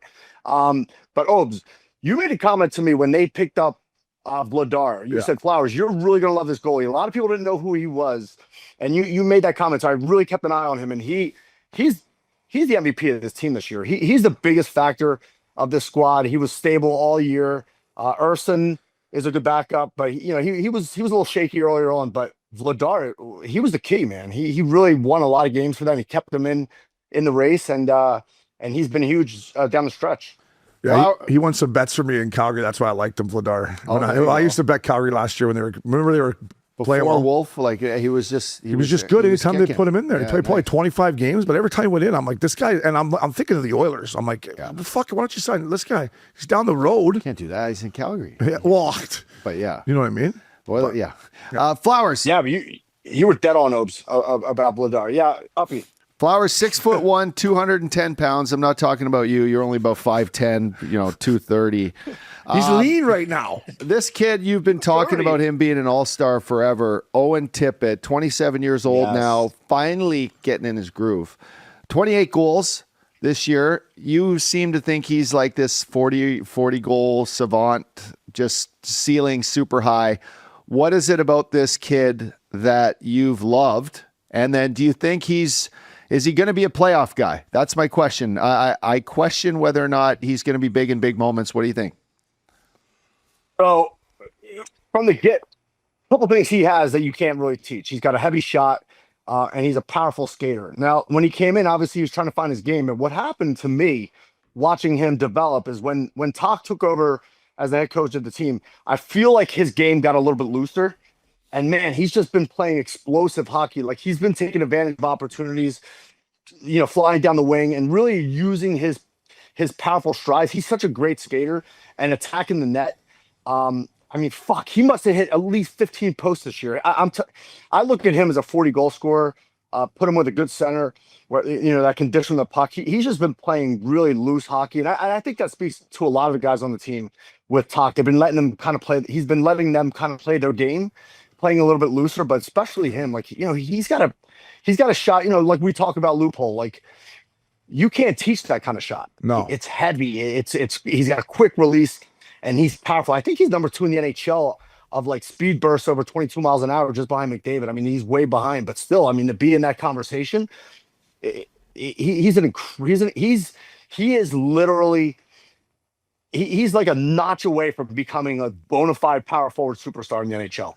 Yeah, he's already in the mix for, Brady Tkachuk, in my opinion, is the best power forward in the game. But the thing I like about him is, first of all, I didn't know how big he was. I saw him at Javier's like, I don't know, a month and a half ago or whatever. He stood up, and I'm like, holy fuck, this is a big boy. The way he's got to play is, you remember that hit he had against Chatfield, against Carolina in the coach? Yeah. That is how he has to play. Yeah. Like, he fucking buried that guy 2-on-1. They're going the other way. Like, he needs to go into this series against the old boys in Pitt and say, hey, I'm the young guy in town. I'm going to run Carlson. I'm going to fucking run you. Letang, I'm going to run you. Sid, I'll fight you if you want to fight. Like, to me, he's going to have to be a big part of this hockey club and take that physical to the next level almost, Flowers.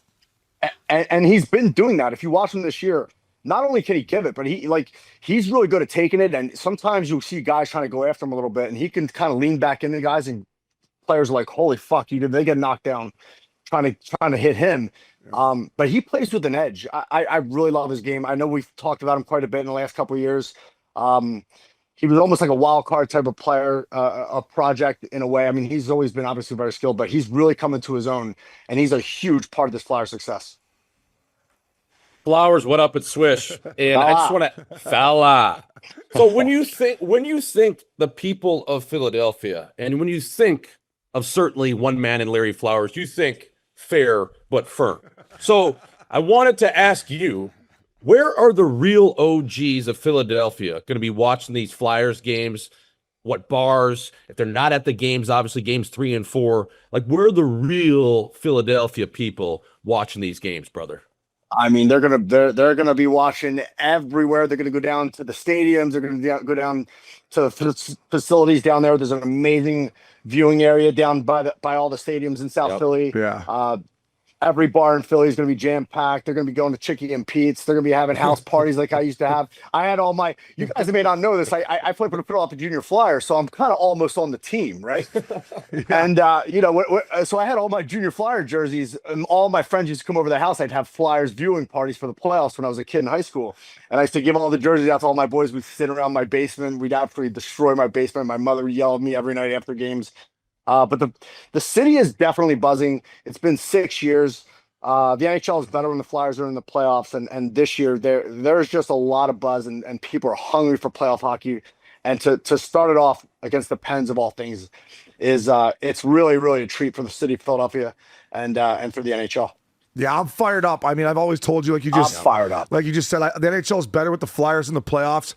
Listen, I'm expecting big things out of this fan base in game 3 and 4. Sid coming back in. I bet you Sid never thought at the end of his career, he'd have to go back into the Lions' den, and he deep down, he hates playing there. What can I expect out of these Philly fucking beauties? Is this going to be everything that I've been missing? I need them all over everyone, just chirping the refs, everything. I need it. You're going to get everything you're looking for, O'Brien. You really are. I mean, the Philly fans hate Sid. They hate the Pens. I went to Pitt. I have a lot of friends from Pittsburgh. They hate the Flyers. Sid, he really, really does not like Flyers fans. He used to tell me, I've known Sid for a long time. He used to tell me some crazy stories going into the barn and Flyers fans just being lined up outside where the bus is coming in, throwing things at the bus. And it's going to be for entertaining hockey. The Flyers fans are going to be absolutely ruthless. They're already loud as can be, as you know. I'm a reflection of those people, and so that means you guys are going to get an earful of the entire series from me as well. Yeah, I'm okay with that. So hey, Swishy's going to be boots on the ground, as he would say, in Philly for his show. We just had Scott Hartnell on. He scored a few more goals for the Flyers than you did, Flowers. But he asked him, where do you get the best cheesesteak in town? I'm like, well, I got Flowers coming on next. The boys didn't know. So where does Swishy get the best cheesesteak? Because I know you know that. I know that. I've had 1 or 2 or 1,000 or 10,000 in my day. God, it's always tough when people ask me this. There's so many. They're all usually pretty good. You can't survive in Philly if you're making a cheesesteak and it's not good. But I'm also a little bit biased. I go down to my hometown roots, Northeast Philadelphia. Steve's Prince of Steaks is one of the best cheesesteaks in the world. But Schwissy, I don't advise you to go all the way down to Northeast Philly to go there. You may not come back, and we don't want that. My neighborhood's not exactly it's not exactly white picket fence. Yeah. It's not Beverly Hills, is it? Also, it's not Beverly Hills, but also Avenue Steaks. Avenue Steaks is my current favorite in the city of Philadelphia. It's on Broad in Oregon. It is absolutely incredible. They chop their own meat in-house by hand. They have incredible rolls. They have incredible quality. I'll set you up. One of my best boys, Justin Postiglione, Posty, is one of the owners of that place. It's really, really top quality, and you will not be disappointed. Avenue Steaks, the best. Avenue Steaks, the corner South of Philly. Oregon. Yeah, okay. Oregon and Broad. I like it. Yeah, I'll get there for sure. I'm actually going to try to get to a game because our show's on Thursday, and the way it's lining up, I think the games in Philly are going to be Wednesday, Friday. So I got to slide in on Wednesday for sure.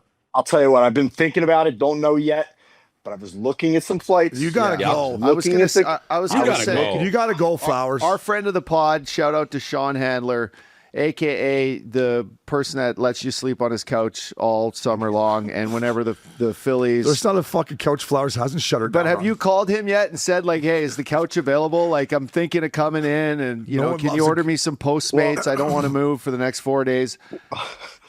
Well, in all fairness, I don't necessarily get the couch at his place. He's got quite the brownstone in Rittenhouse. I get the 4th floor all the way upstairs. It's like a little mini condo. It's like my own little space. But he always takes good care of me, and he's a diehard Philly fan, and he usually when he gets tickets, he usually gets the best of the best. And so him and I have been talking. So Schwissy, I'll let you know what's going on. Yeah. See if we can coordinate something. But I probably need to dip my toes back in the city of brotherly love and watch the Flyers.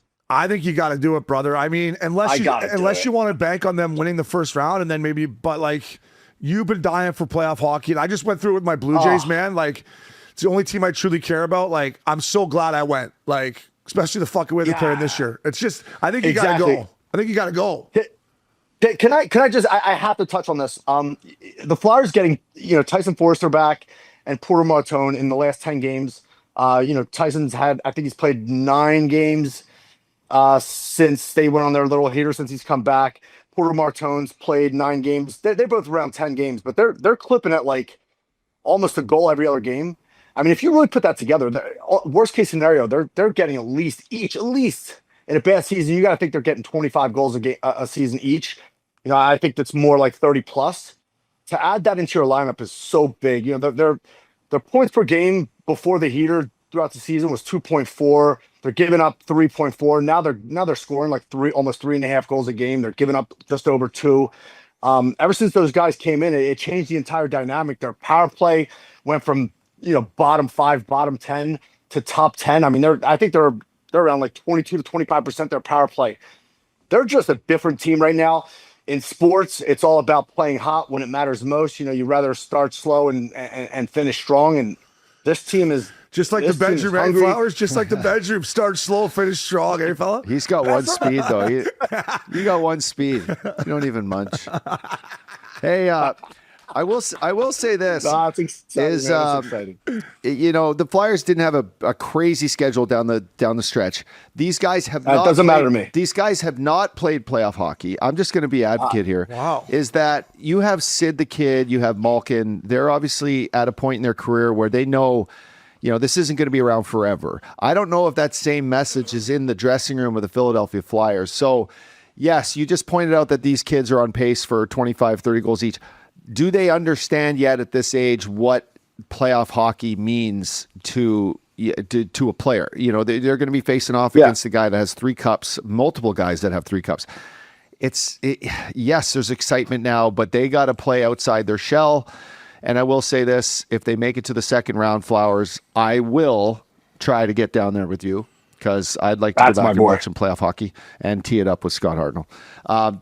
But you know what I mean. These kids don't understand yet. I was a young kid, so was Obi. You don't understand just how playoff hockey works until you lose a couple fucking times.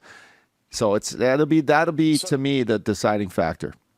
I completely get it. Now, the NHL today is a little bit different than when you were playing in the NHL. It's, obviously it's going to, the hitting goes up significantly in the playoffs. That's going to be a factor. But as far as like them playing non-playoff teams, like the majority of the teams they were playing were all fighting. They're just like the Flyers. They're all fighting for that, last 7-8 spot in playoffs. They're getting everybody's best. These teams may not have made the playoffs, but they're all borderline playoff teams, and everyone's giving their best. So they're playing at the highest level in the NHL towards the end of the season. So you've got to tip your cap to that. But I think they, listen, they're playing teams that are in the same position as them, and they came through. So you got to tip your cap. Flowers, my last one for you, kind of playing devil's advocate like Uppy here. You worry about their defense at all? Yeah, Obviously, I do. Travis Sanheim I do. is good, but it gets a little bit leaky there, Flowers, 4, 5, 6, if you're kind of going down that depth chart. Do you worry about that, especially with Pittsburgh, the first 2 games, having the last change, going into the Burr? Does that make you worried at all, or do you trust your guys? I got to be honest. I do trust them. I think they played. I really do. I think they played solid all year. Especially recently, they've been a lot more activated as far as getting shots on net. They've been pretty solid all year. If you really look at their decor, you want to be honest, like there's nothing that like pops off the page when you look at their D-men. But Sanheim's been a rock back there. I don't know about that. I watched the last 2 weeks. He's fucking making plays, getting beat. Like, come on, let's be honest here. But he has his moments. He can jump up in the play. He's a big D. Ristolainen's had a very good season. I was a little bit worried about him. He's a big right-handed shot. Like, he's had a very good season. Andre, who's no one even knows who he is, has been steady Eddie back there. No, seriously. I mean, Cam York's been really good this year. Careful. Their D's not. I'm telling you, their D is not that bad. They play very disciplined. They're not the best D in the NHL, but they're far from the bottom. They've been very, very steady. But listen.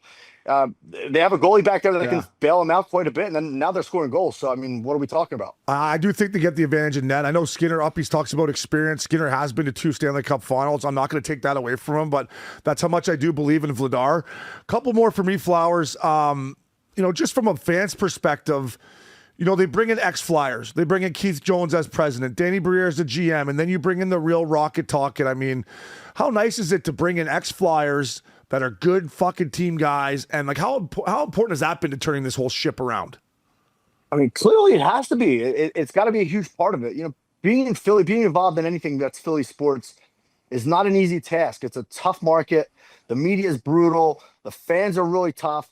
There was a lot of people doubting upper management, Briere and Jonesy, about what they've been doing. They kind of just kept their head down and believed in what they were doing. They were not sellers at the trade deadline. Now they're looking like they know exactly what they're doing. They got some more good young players coming up. I love what they're doing. Philadelphia, the Philadelphia Flyers have always been. They've been run, even going back to the Snyder days. They've been run like a family, well-oiled machine, family type organization, and it seems like they're getting back to that. And as a Flyers fan myself, I think that's something that we've been really, really missing, and it seems like everything's coming together. And build it from the inside out. I love it. Yeah, I just love that they brought in ex-Flyers that are character guys. Like I love that. That's all the other 31 teams around the league. Like, look at that. Bring in fucking guys that have played there and love the city and have played playoff hockey. And that, to me, like, not enough teams do that. So last one for me, Flowers. You're saying all the right things here, being a good. Who's got to step up? Who hasn't? Who in Flowers' mind's got to fucking give their balls a tug? It's playoff time here. We need more from who? We need more from who. That's a tough. I just think they just have to continue to play balanced hockey. They've been getting goals from every line. I mean, Michkov's got to keep playing well. He's another story.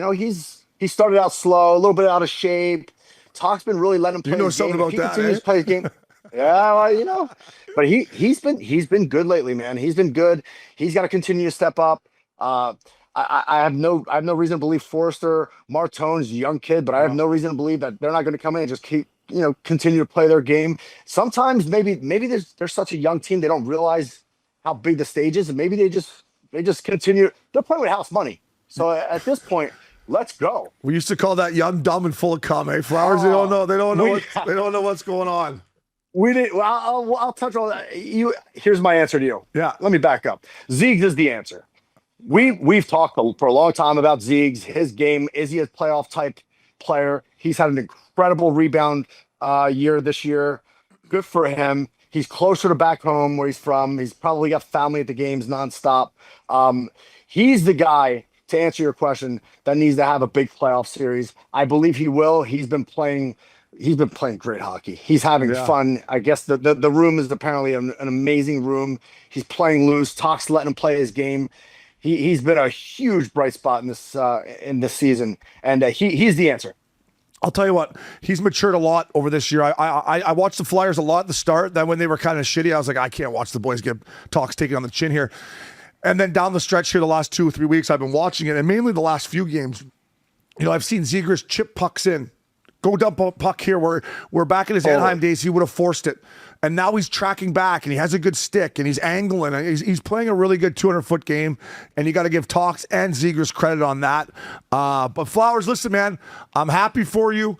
You've been a diehard Flyers fan. You watch every game. You bleed the blue and orange, or the black and orange, sorry. So enjoy it, buddy. Battle of Pennsylvania is going to be unreal, and I do think you should get on a bird and get back there and go enjoy the atmosphere. I appreciate it, guys. Let's go Flyers. I'm looking at flights.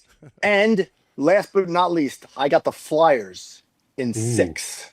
In 6? Flyers in 6. A road win in 6. I got the Sorry, at Flyers in home. 6. That'll be at home. Yeah. They split in Pittsburgh. They win 2 in Philly. They lose in Pittsburgh. They come back. They win it in the city of brotherly love. Wow. Let's go Flyers. Love it, buddy. Thanks, Flowers. Thanks for jumping in, buddy. Enjoy the playoffs, my man. All right, buddy. Appreciate it, boys. Flowers. Later.